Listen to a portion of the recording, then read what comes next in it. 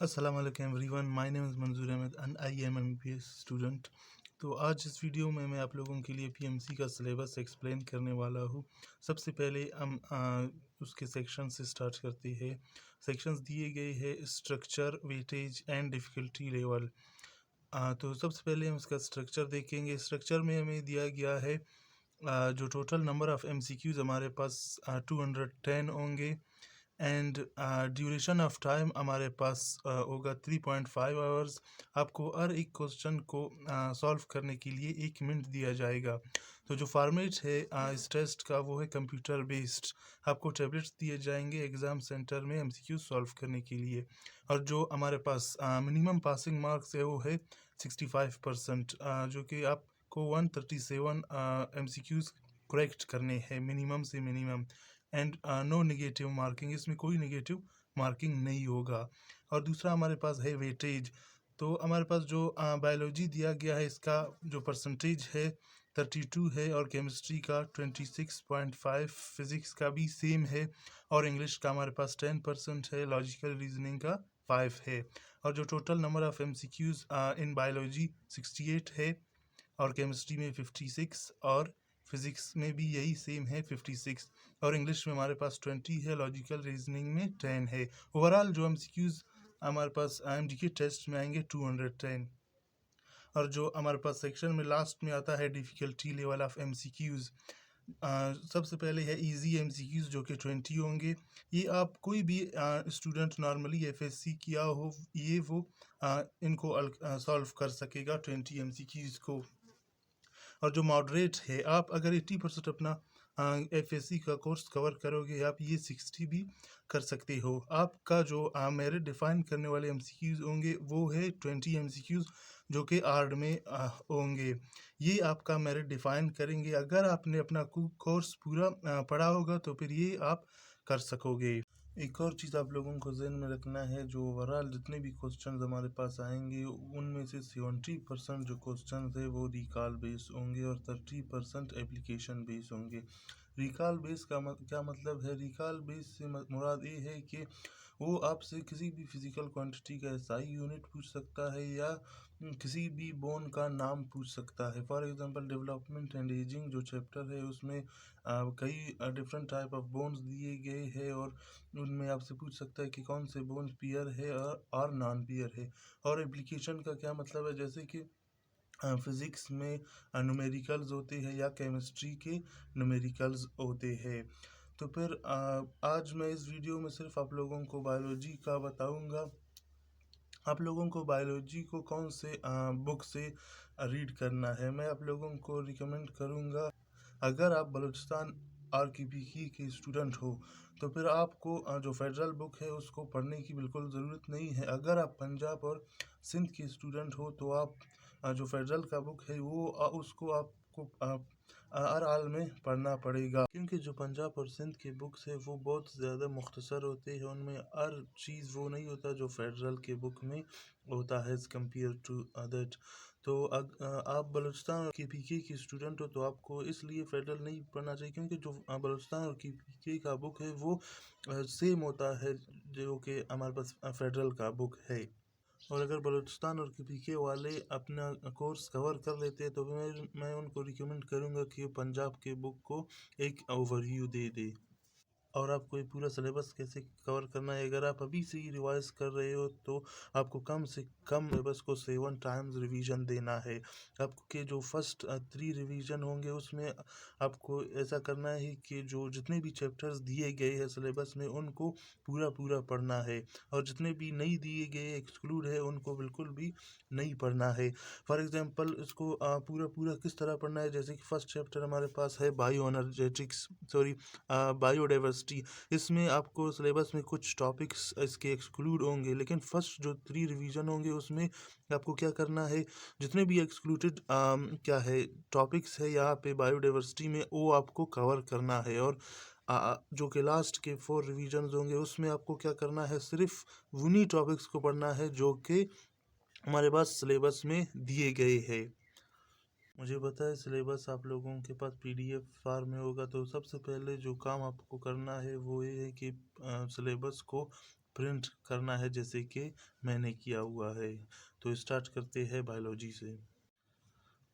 तो पहला चैप्टर है हमारे पास बायोडाइवर्सिटी। हर चैप्टर के बाद कुछ टॉपिक्स दिए गए हैं। उसके बाद हमारे पास है लर्निंग ऑब्जेक्ट्स। लर्निंग ऑब्जेक्ट से क्या मुराद है? इससे मुराद ये है कि कौन कौन सी चीज़ें आपको आनी चाहिए जब आप एग्ज़ाम में बैठते हो। तो देखते हैं हम इसमें कौन कौन से लर्निंग ऑब्जेक्ट्स दिए गए हैं।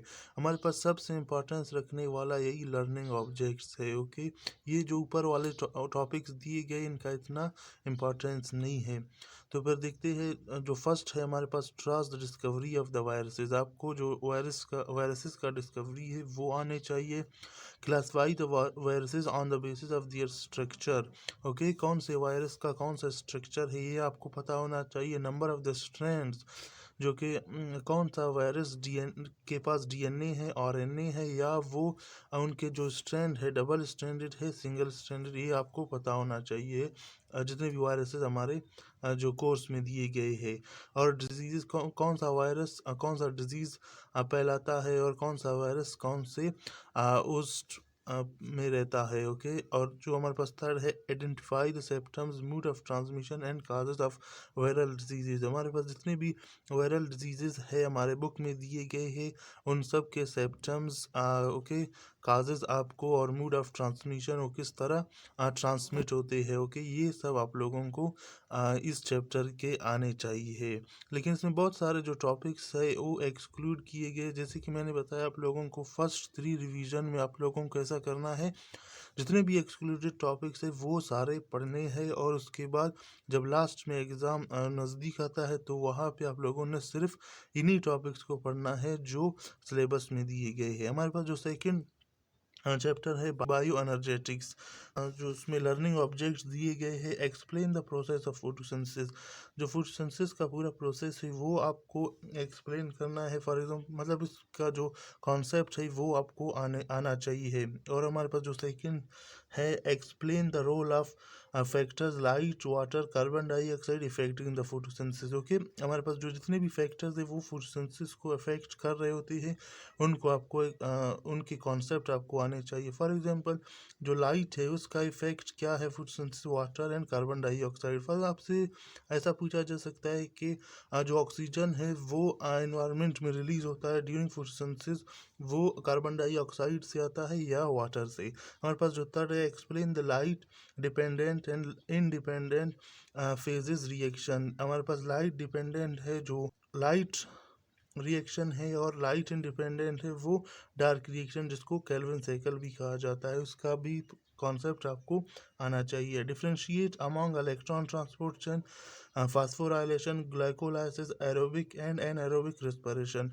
इस जो कि हमारे पास जो फोर्थ टॉपिक है, इसमें आपसे पूरा सेलुलर रेस्पिरेशन मांग रहा है कि उसका टोटल जो कॉन्सेप्ट है वो आपको आना चाहिए। और फोर्थ चैप्टर हमारे पास सेल स्ट्रक्चर एंड फंक्शन है। इसमें जो टॉपिक्स दिए गए, cell wall, cytoplasm and cell organelles, nucleus, endoplasmic reticulum, mitochondria, Golgi apparatus, lysosome and plastid. जितने भी हमारे पास ऑर्गेनेलिज है वो उनमें कुछ ही एक्सक्लूड किए गए हैं, बाकी सारे दिए गए हैं। वैक्यूल्स ये आपको फेडरल के बुक में से नहीं मिलेगा, आपको किसी और बुक में से इसको कवर करना है। और हमारे पास जो थर्ड है, प्रोकैरियोट एंड यूकैरियोट, और जो इनमें डिफरेंस करना है आपको प्रोकैरियोट सेल और यूकैरियोट में। फ्लूइड मोज़ेक मॉडल, हमारे पास जो सेल मेम्ब्रेन का मॉडल है, फ्लूइड मोज़ेक मॉडल, ये आपको करना है। Learning objects, compare the structure of typical animal and plant cell. Okay, animal and plant cell में आपको डिफरेंस करना है। Compare and contrast the structure of prokaryote cells and eukaryote cells. Outline the structure and function of following organelles, nucleus, endoplasmic reticulum, Golgi apparatus, mitochondria, and discuss the fluid mosaic model of cell membrane. हमारे पास जो fifth chapter है, coordination and control and chemical coordination. इसमें जो पहला topic है, nervous system, इसमें आता है nerve impulse, steps involve in the nervous coordination, neuron structure and types. हमारे पास जो फिफ्थ चैप्टर है coordination and control and chemical coordination, federal के हिसाब से यहाँ पे दो चैप्टर्स को एक साथ किया गया है। हमारे पास nervous coordination and chemical coordination दोनों को एक साथ एक चैप्टर में दिया गया है। हमारे पास जो नर्वस सिस्टम है उसमें nerve impulse steps involve in the nervous coordination, neuron structure and types, कितने टाइप्स के न्यूरॉन्स है, उनका जो स्ट्रक्चर है वो आपको याद होना चाहिए। Transmission of the action potential between cells and synapse, electrical synapse, chemical synapse. ये जो केमिकल साइनैप्स है ये आपको फेडरल की बुक में नहीं मिलेगा, आप इसको किसी और सोर्स से कवर कर सकते हो जैसे कि इंटरनेट या कोई और बुक से। Transmission of the nerve impulse across the synapse, chemical coordination में हार्मोन्स है, जितने भी टाइप के हार्मोन्स हैं, एंडोक्राइन ग्लैंड, जितने भी ग्लैंड्स है, और फीडबैक मैकेनिज्म। ये जो फीडबैक मैकेनिज्म टॉपिक है पिछले टेस्ट में इससे सबसे ज़्यादा एमसीक्यूज आए थे। Positive feedback mechanism, negative feedback, यही उसके टाइप्स है, ये आपको याद होने चाहिए। Reflexes and reflex arc, levels of the spinal cord and its main functions, parts of the brain with their main functions. Okay, इसमें जो लर्निंग ऑब्जेक्ट्स है हमारे पास, recognise the receptors as transducer sensitive to the various stimuli. जितने भी हमारे पास receptors है वो कौन से सेंस को रिसीव करते हैं, ये इनका जो ओवरऑल कॉन्सेप्ट सब आपको आने चाहिए। डिफाइन द न्यूरॉन्स, जितने भी टाइप के न्यूरॉन्स है। Explain the structure of the typical neuron, cell body, dendrites, axon and myelin sheath and the Schwann cells. Define the nerve impulse, list the levels of the spinal cords, जितने भी level है spinal cards की वो आपको क्या बताने हैं। List the functions of the spinal cord, जितने भी फंक्शन है स्पाइनल कार्ड के वो भी आपको पता होना चाहिए। Classify the reflexes, briefly explain the functions of components of the reflex arc, list the main parts of the brain, for example components of the brain stem, midbrain, cerebrum, describe the functions of the each part। हमारे पास जो six chapter है diversity among animals the kingdom Animalia, characteristic and diversity among the animals animal phyla characteristic and diversity, जो कि हमारे पास एक chapter topic भी है बुक में अगर आप उसको देखो, लेकिन यहाँ पे दिया गया है कि हमारे पास जितने भी फाइलम है उन सब के करेक्टरिस्टिक, फॉर एग्जांपल जो कि नर्वस सिस्टम है किस फाइलम का किस तरह है, डिफ्यूज्ड है ओके या डेवलप्ड है कम्प्लीटली, और हमारे पास बाकी रिस्पायरेटरी सिस्टम है और सर्कुलेटरी सिस्टम, जितने भी करेक्टरिस्टिक है हर फाइलम के ये आपको पूरा करना है इसमें। और हमारे पास सेवन चैप्टर है एंजाइम्स का characteristics of enzymes, mechanism, action of enzyme, factors affecting rate of enzyme, जितने भी फैक्टर्स है जो इफेक्ट होते हैं ओके। एंजाइम इनिबिशन, हमारे पास लर्निंग ऑब्जेक्ट्स है। Describe distinguish the characteristics of the enzyme, explain the mechanism of action of enzyme, describe the effects of factor on enzyme action, temperature, pH and concentration, describe the enzyme inhibitors। हमारे पास जितने भी enzyme inhibitors है उनको आपने describe करना है, उन सब का कॉन्सेप्ट आपके पास होना चाहिए। और जो ये चैप्टर है ये बहुत ज़्यादा इम्पोर्टेंट चैप्टर है, इससे पिछली बार बहुत ज़्यादा एमसीक्यूज़ आए थे। इसको अगर आप बलूचिस्तान या पीके के स्टूडेंट तो मैं रिकमेंड करूँगा इसको आप पंजाब से एक मरतबा ज़रूर पढ़िएगा।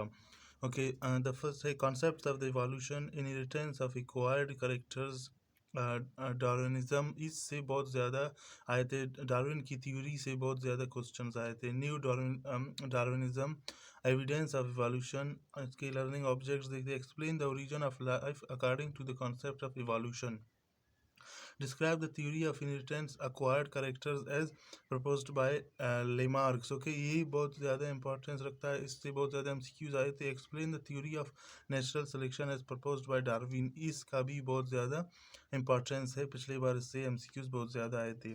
और हमारे पास आता है ninth, okay, life process in the animals and plant, nutrition, gases exchange and transport. तो इसमें 5 चैप्टर्स इंक्लूड है, तो देखते हैं कौन कौन से है। तो सबसे पहले हमारे पास है फर्स्ट ईयर का जो चैप्टर है गैसेस एक्सचेंज, ये वही वाला हमारे पास चैप्टर है। carnivorous plants, okay, parasitic nutrition, pitcher plant, venous and fly trap, sandue, ये सारे ऐसे प्लांट्स हैं जो कि एनिमल्स को खाते हैं, वही से अपना न्यूट्रिएंट हासिल करते हैं। Water and mineral uptake by the roots, xylem and phloem, ये जाइलम एंड फ्लोएम का जितना भी स्ट्रक्चर है, फंक्शन आप लोगों को आने चाहिए। ऑस्मोटिक प्रेशर पोटेंशियल, ये गैसेस एक्सचेंज चैप्टर में दिए गए, ये भी इनका कॉन्सेप्ट आपको आना चाहिए। उसके बाद हमारे पास सर्कुलेटरी चैप्टर स्टार्ट हो जाता है यहाँ से। Cardiovascular system include human art structure, blood vessels, okay. उसके बाद हमारे पास रेस्पिरेटरी सिस्टम है, इसमें इंक्लूड है डाइजेस्टिव सिस्टम, इम्यून सिस्टम, ये पूरा इसमें इंक्लूड है, ओके। और लिम्फेटिक सिस्टम जो कि खुद हमारे पास किसमें है, सर्कुलेटरी सिस्टम में आता है। तो लर्निंग ऑब्जेक्ट्स देखते हैं। Discuss the example of carnivorous plants, वही जो कि क्या करते हैं, एनिमल्स वगैरह खाते हैं अपने न्यूट्रिएंट्स के लिए। Describe the osmotic pressure and its importance in the life process in animals and plant. Describe the water and minerals uptake by the root, xylem and phloem, okay. List the general structure of human earth, okay. Human जो earth है वो उसमें आपको पूरा structure उसका पता होना चाहिए। Define the phases of cardiac cycle, list the difference and functions of capillaries, arteries and veins, इनमें difference आपको पता होना चाहिए, okay. Describe the lymphatic system, organs, nodules and vessels. Define and discuss the functions and importance of main components of human system, okay. Discuss the function of main part of respiratory system. Discuss the role of surfactant in gas exchange, okay। हमारे पास जो gas exchange के लिए surface होता है, जैसे कि human में लंग्स है। Discuss the process of gases exchange in human lungs. List the parts of human digestive system. Explain the functions of the main parts of the digestive system, include the associated structures and grand. इसमें हमारे पास कौन कौन से chapters आ गए, सबसे पहले respiratory chapter है, दूसरा गैसेस एक्सचेंज है, तीसरा डाइजेस्टिव है, चौथा सर्कुलेटरी है और पांचवा इम्यून सिस्टम जो चैप्टर, ये सारे इसी में इंक्लूड थे। हमारे पास जो 10th चैप्टर है प्रोकैरियोट्स किंगडम मोनेरा, ओके, जो कि इसमें बैक्टीरिया आते हैं। Cellular structure of bacteria, shape and size, कितने कौन से बैक्टीरिया का कौन सा शेप है और कौन सा साइज, ये सब आपको पता होना चाहिए। Importance and control of bacteria, okay, जो इम्पोर्टेंस है वहाँ पे इसी नाम से टॉपिक दिया गया है, आप वहाँ से आपको मिल जाएगा जब आप बुक से इसको पढ़ोगे। लर्निंग ऑब्जेक्ट्स में दिया गया, describe cellular structure of bacteria, explain diversity in shape and size in bacteria, highlight the importance of bacteria and control of harmful bacteria, okay. Harmful bacteria कैसे कंट्रोल करते हैं और जो इम्पोर्टेंस है बैक्टीरिया का, ये आपको डिफाइन करना है। ये इस जो प्रोकैरियोट्स में सबसे ज़्यादा जो क्वेश्चंस आए थे साइज़ और शेप को लेके, ओके। जो स्मॉलेस्ट बैक्टीरिया वो कौन सा है और लार्जेस्ट कौन सा, ये आपसे पूछा जा सकता है। रिप्रोडक्शन, ये भी बहुत इंपॉर्टेंट चैप्टर है, इससे भी बहुत ज़्यादा MCQs आए थे पिछली बार टेस्ट में, ओके। मेल रिप्रोडक्टिव पार्ट, ये बहुत ईजी है, इसमें इतना क्वेश्चन नहीं। Female reproductive system including menstrual cycle, okay. Sexually transmitted diseases, इन डिजीजेज से क्वेश्चंस आते हैं, जितने भी है आपके कोर्स में दिए गए उन सब को आपको करना है, okay. Learning object, describe the function of the various parts of the male and female reproductive system and hormones that regulate those functions, okay. Hormones that regulate those functions, ये सबसे ज़्यादा इंपॉर्टेंट है इस चैप्टर में, इन्हीं से सबसे ज़्यादा MCQs आए थे, इनकी फीडबैक, ओके। कौन सा है हार्मोन, कौन सा किसको कंट्रोल करता है, ये सबसे ज़्यादा इंपॉर्टेंट है। Describe the menstrual cycle, female reproductive cycle, emphasizing the role of hormones, okay. ये भी बहुत इंपॉर्टेंट, यही हार्मोन वाला है इसमें, जो फीमेल रिप्रोडक्टिव साइकिल है इसमें इनका हार्मोन्स का क्या रोल है, इससे सबसे ज़्यादा MCQs आए थे। List the common sexually transmitted disease along with their causative agents and main symptoms, okay. जितने भी हमारे पास डिजीज़ है इनको के काजेज और सिम्टम्स, ये सब आपको आने चाहिए। हमारे पास जो 12th चैप्टर है स्पोर्ट्स एंड मूवमेंट, इसमें हमारे पास बोन वगैरह एक्सक्लूड किए गए हैं, जस्ट कार्टिलेजेस दिए गए हैं। Types of muscles, skeletal muscles जो कि cardiac muscle, smooth muscle, structure of skeletal muscle, mechanism of skeletal muscle contraction, ये मैकेनिज्म ये सबसे ज़्यादा इंपॉर्टेंस रखता है, इसमें से बहुत ज़्यादा MCQs आए थे, जो कि उसका मैकेनिज्म है कि किस तरह कंट्रैक्शन एंड रिलैक्सेशन होता है, और ETP वगैरह इसमें उसका क्या रोल है। टाइप्स ऑफ जॉइंट्स, ये पूछे जाते हैं आपसे कितने टाइप्स ऑफ जॉइंट्स हैं, okay. gout and arthritis. Learning object: define cartilage, muscle, and bone. Explain the main characteristics of cartilage, bone, along with the function of both. Okay, compare characteristics of smooth muscle, cardiac muscle, and skeletal muscle. Okay, वहाँ पे आपको table भी मिलेगा, सबको अलग अलग लिया गया है और इसमें कंपेरिजन भी किया गया है कि इसमें क्या चीज़ difference. Explain the ultra structure of skeletal muscle. Okay, जो स्ट्रक्चर है स्केलेटल मसल का ये आपसे पूछा जाएगा. Describe the brief process of skeletal muscle contraction and relaxation. इससे क्वेश्चन ज़्यादा आते. क्लासीफाई द जॉइंट्स को क्लासीफाई करना है, कितने टाइप ऑफ जॉइंट्स है. Okay, define gout and arthritis. Okay, ये जो दो डिजीज़ है इनके सिम्टम्स एंड काजेज आपको पता होना चाहिए. और हमारे पास जो 13 चैप्टर है, variation and genetic inheritance, Mendel's law of inheritance. Okay, और Gregor John Mendel and its work. Okay, जितने भी वर्क उन्होंने किया था, कितने कैरेक्टरिस्टिक जो पी प्लांट है उसमें उसने फंक्शन की, ये सब आपको पता होना चाहिए. जो एक्सपेरिमेंट है उसका वो आपको पता होना चाहिए. Inheritance of single trait. Okay, single trait का जो इनहेरिट होना है ये Mendel's principle of inheritance. Inheritance of two traits, law of independent assortment, scope of independent assortment in the variation. Okay, statistics and probability relevant to genetics. Multiple alleles, gene linkage and crossing over. Okay, sex linkage in the Drosophila, sex linkage in the human, genetic of hemophilia. Learning objects हमारे पास है associate inheritance with the laws of Mendel. Okay, explain the law of independent assortment using the suitable examples. Describe the terms gene linkage and crossing over. Explain how gene linkage how gene linkage counters independent assortment and crossing over modifies the progeny. Describe the concept of sex linkage briefly. Describe the inheritance of sex linkage. Analyze the inheritance of hemophilia. जितने भी यहाँ पे topics के नाम दिए गए आपको as it is book में ही मिलेंगे. ओके, इन सब का कॉन्सेप्ट आपको आना चाहिए, इससे भी बहुत ज़्यादा क्वेश्चन आते हैं. आज का वीडियो यहाँ पे ख़त्म होता है. तो आई होप आप लोगों को इससे हेल्प मिलेगा. अपने दोस्तों के साथ इसको शेयर करें. तो मिलते हैं नेक्स्ट वीडियो में इंशाल्लाह. उसमें मैं केमिस्ट्री को एक्सप्लेन करूँगा. अल्लाह हाफिज़.